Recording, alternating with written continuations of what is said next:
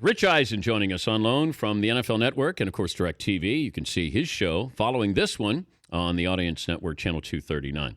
Got into a deep discussion here, Rich. It had to do with McLovin shouting out, professing his love for Tony Romo, saying Tony Romo is a top 5 quarterback. Now, I said you can start with your quarterback, your 5 quarterbacks, in only 1 year. It's just this year. That's it. It's not, Tom Brady is the same age as Russell Wilson for the most part. Okay? Yes. All right. Yes. So I want you to judge our top 5 quarterbacks. So we're basically before you start, Yeah. you're saying essentially we're taking age out of this. Yes. So we're taking peak Brady, Current. peak Peyton, Right now. peak Romo, which you could say we just saw, right? No, it's these guys right now. It's as is their age, what they are now. But you only get them for 1 year. Got it. Okay. All right? Yes, sir. All right, so judge who has the best list. I'm going to start with McLovin, who brought this upon himself. McLovin? Okay, very good. All right. Oh, man. All right, well, I'll go Rodgers 1. Okay, I'll make you go last then. Can I go last? I don't have a number 5. All right, there's more drama there. So weak. Already I'm unimpressed. All right. Already very unimpressed. Seton O'Connor. Do you want 5-1 or 1-5? 5-1. Okay. Good Lord. 5, Russell Wilson. 4, Ben Roethlisberger. 3, Andrew Luck. 2, #Tommy. 1, Aaron Rodgers. All right.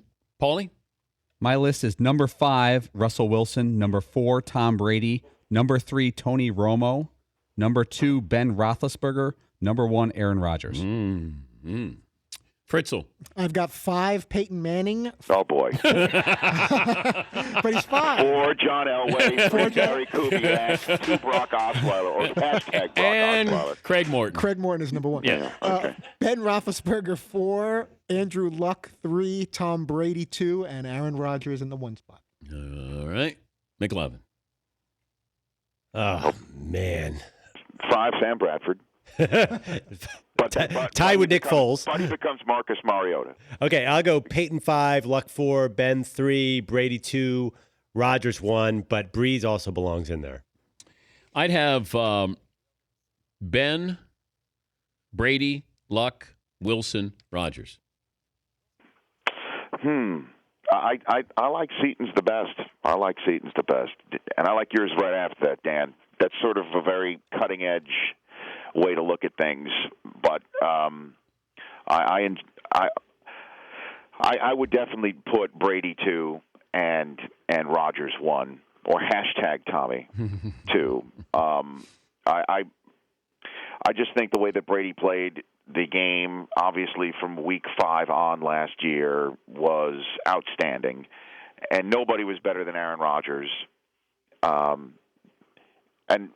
Russell Wilson is a top 5 quarterback in my mind with Luck, and I would throw Big Ben in there too. But if you look at quarterbacks now, and my discussion earlier was about Jameis Winston and Marcus Mariota. I heard it. Winston's ready to play, in my opinion.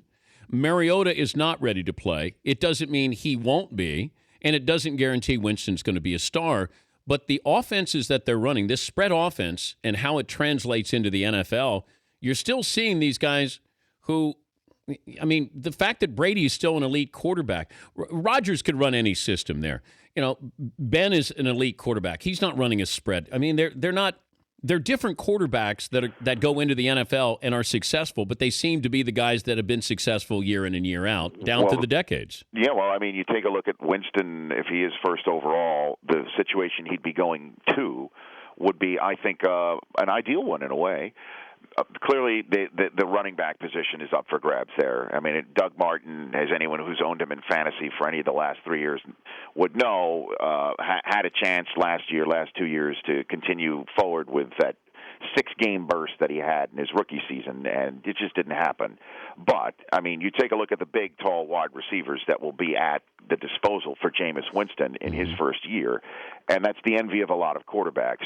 And if the Bucs maintain some form of consistency in their coaching staff, and Winston doesn't have to relearn systems that, for instance, Geno Smith has had to do, Cam Newton has had to do, that they just stay in the same system, and they don't have to relearn anything in the early parts of their career, that's very helpful. I once asked Marshall Falk, who is in many ways he's the football whisperer. He knows pretty much everything about everything. Why aren't there 32 human beings on planet Earth who could fulfill this position to its fullest for everybody? Why is it only 10, 16 people who can operate the NFL controls at a high level?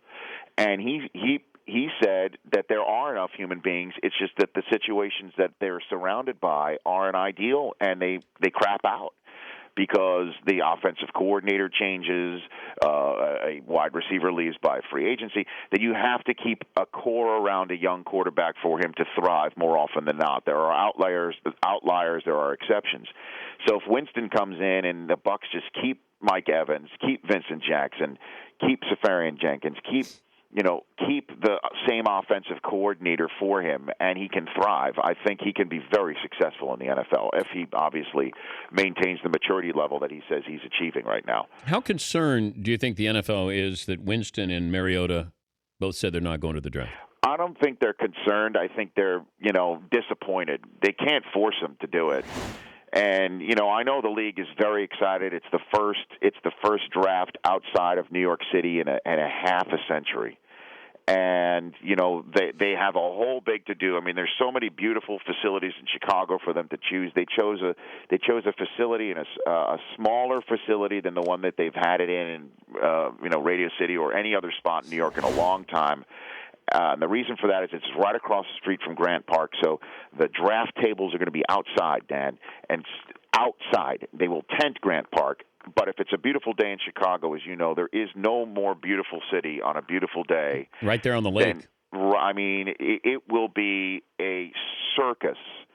And I remember the Super Bowl in Indianapolis, and, holding a Super Bowl in the Midwest, football-crazy Midwest, Big Ten country, people will come from everywhere, the bordering states. So, the league is very excited about what this can be and what it can become. So Winston and Mariota not being there will be a bit of a damper, but they'll, after Mariota's not there for pick one, they'll just move on, and it'll still be a night, and it'll still be an event. But to not have potentially the first overall pick or first two overall picks there would be a little bit of a bummer. But then the draft will go on. And there's going to be all sorts of returning stars and Hall of Famers and who are there to make picks in second rounds, et cetera, and make it an event.